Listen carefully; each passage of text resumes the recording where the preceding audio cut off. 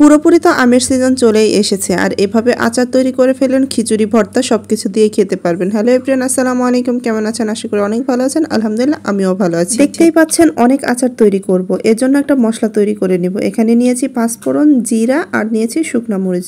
এগুলো কিন্তু শুকনা খোলায় দিয়ে আমি খুব সুন্দর করে ভেজে নিব। এই আচারটা একদমই মশলাযুক্ত তেলের আচার হবে। এখানে দেখুন আমি দারুচিনি আর এলাচ দিয়ে দিচ্ছি। এই সবগুলো আমি খুব ভালো করে ভেজে নিব। আর ভাজা হয়ে গেলে কিন্তু আমি এটা ঠান্ডা করে খুব সুন্দর করে এটা বেটে গুঁড়ো করে নিব। দেখুন এখানে আমি আলাদা একটি পাত্রে সরিষার তেল দিয়ে দিচ্ছি। আম যেহেতু অনেকগুলো, তাই তেলও আমার কিন্তু অনেকটাই লাগবে। এখানে দেখুন আমি এখানে রসুন থেতো করে নিয়েছি, সেটা দিয়ে দিব।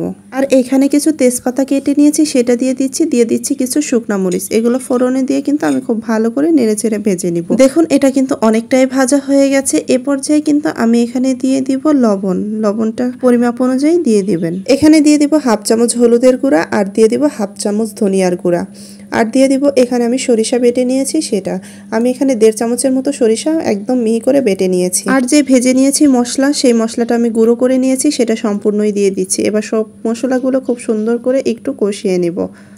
আমি কিন্তু আগেই বলেছি যে এটা মশলাযুক্ত আমের আচার হবে। সবগুলো মশলা খুব ভালো করে আমি কষিয়ে নিয়েছি। এবার দেখুন কেটে রাখা আমগুলো আমি দিয়ে দিচ্ছি।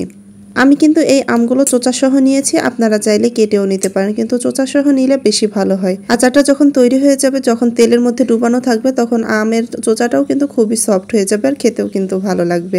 দেখুন খুব ভালো করে নেড়েচেড়ে আমি ঢাকনা দিয়ে ঢেকে রেখেছি। আর এভাবেই কিন্তু আমি আবার নেড়েচেড়ে ঢাকনা দিয়ে ঢেকে কিছুক্ষণ আমি এটা খুব সুন্দরভাবে কষিয়ে নিব।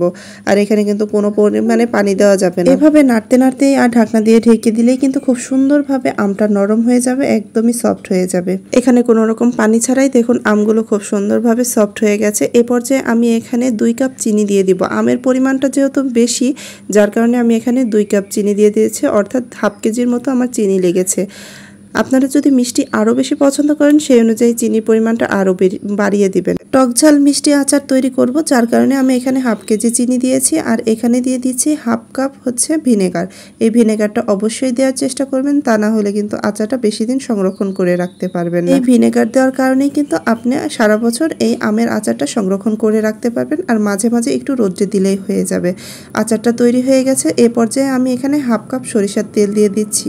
আচারটা চুলা থেকে নামানোর আগ মুহূর্তেই আমি এখানে হাফ কাপ সরিষার তেল দিয়েছি। তৈরি হয়ে গেল কিন্তু টকঝাল মিষ্টি আমের আচার। আমি এখন এটা ঠান্ডা করে একটি কাচের জারে উঠিয়ে নিচ্ছি।